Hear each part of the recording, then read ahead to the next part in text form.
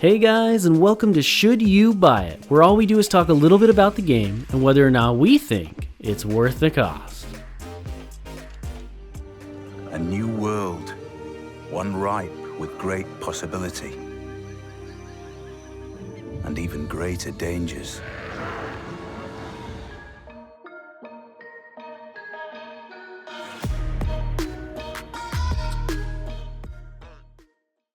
In this episode, we'll be playing Civilization VI, the turn-based grand strategy game where your goal is to conquer the world as you progress from the Stone Age all the way up to the Information Age. So the first question that we always cover in these videos is what stage of development is the game in? And in this case, Civ 6 is currently in full release and available on PC as well as most consoles for $60. However, we feel it is important to state that it does go on sale all the way down to $15 or less quite often. But for the sake of this video, we will be reviewing it assuming the game is at full price. So what exactly is the game? Well, Civ 6 is a turn-based semi-historical 4X game. For those of you who don't know what a 4X game is, it basically means it's both turn-based like a board game, but it also has elements of real-time strategy games. Now, Civ is a big game and there's a lot to talk about, so let's start by talking about setting up your first game. There is a tutorial that you can play through, and it does a fairly decent job of explaining how things work to you. There are of course some intricacies left out, but for the most part, it does a good job of telling you what you need to know before you get started.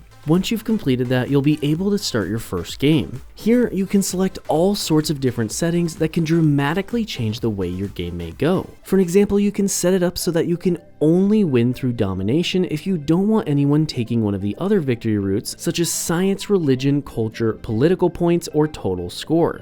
You can also change how fast-paced the game will be, as well as what type of map style you want to play on. You can even change some of the more intricate things in the form of adding a turn timer for multiplayer or changing the game length in starting ages. Now, the game does have some even more dramatic settings such as zombie mode, which will give every unit that dies a chance to respawn as an AI-controlled zombie. At the end of the day, you can customize your game to be just about any way you want it to be.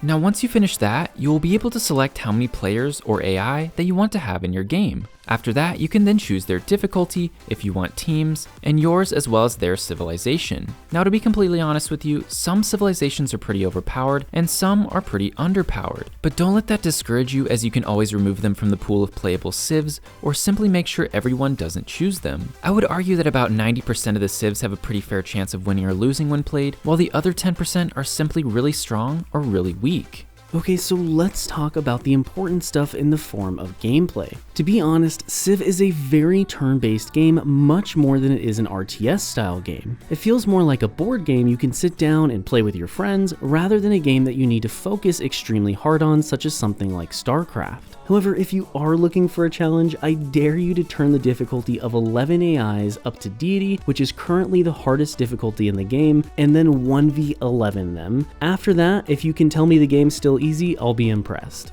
In the traditional gameplay of Civ, you will progress your way through the ages by researching things in the tech tree. You will also research civics and go to war with your enemies. The best part of Civ is that you don't have to be a warmonger to win the game. You could choose to try to be peaceful as often as possible and win through one of the game's many other methods. The goal here is that the game wants you to play in the way that you want to, or better yet, the way that your Civ is geared towards. You will also begin to learn as time goes on that there are many mechanics not blatantly obvious from the start. Things like housing, amenities, freshwater, districts, tile improvements, global warming, and much more will start to creep up on you as you play the game more and more. I think we restarted our first few games within the first 100 turns simply because we realized we had been doing something wrong for quite some time, and we were falling behind because of it. Resource-wise, you will have to manage your food, production, and strategic resources. Food will determine the growth rate of that city, production will determine how fast that city makes things, and strategic resources are needed in many different things, but are primarily used in troop creation. These include things like horses,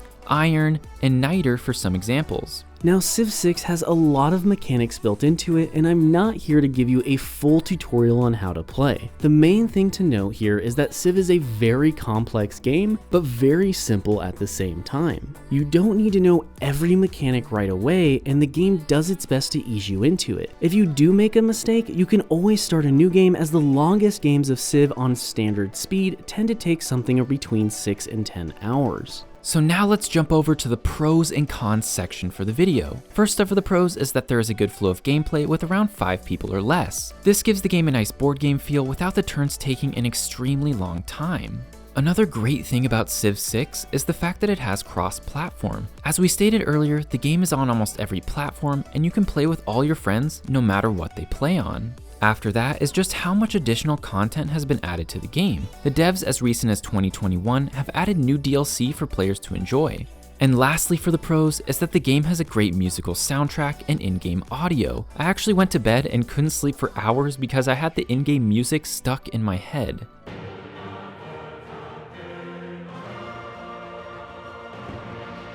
Now for the cons.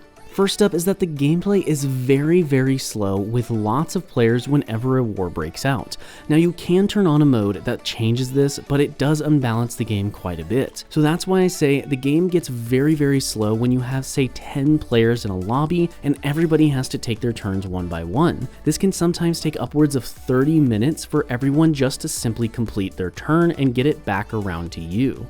Finally, it's just that there's a lot of DLC rather than simply just making Civ 7. Don't get me wrong, I'm happy with Civ 6, I enjoy Civ 6, but at the end of the day, there's something like $100 of DLC if you don't buy it on sale, and to me, that is ridiculous. I don't understand why they simply just don't take all that DLC, put it into a new game, and call it Civ 7 and sell it for a new box cost, rather than sitting here and just adding more and more DLCs to an old game. So now here we are at the rating for the game, and when we rate games, we want to get 1 hour of enjoyment out of every $1 that we spend on the game. So for this game in particular, in Civ 6, we would want to get roughly 60 hours of enjoyment out of the $60 that we spent. And after putting over 24 played hours into this game, we give it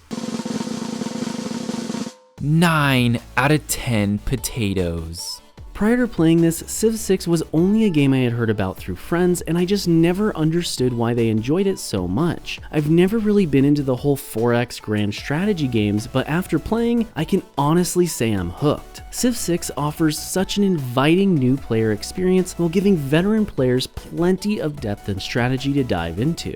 All I can say is there is nothing like attacking your friend in a PvP game after lying to him nonstop and then wiping him off the face of the earth. If you're looking for a fun game to play either by yourself or with friends that you can just chill out to and have a great time, then Civ 6 is the game for you. Therefore, I feel it is safe to say that even when Gandhi starts throwing nukes around, Civ 6 is more than worth the cost.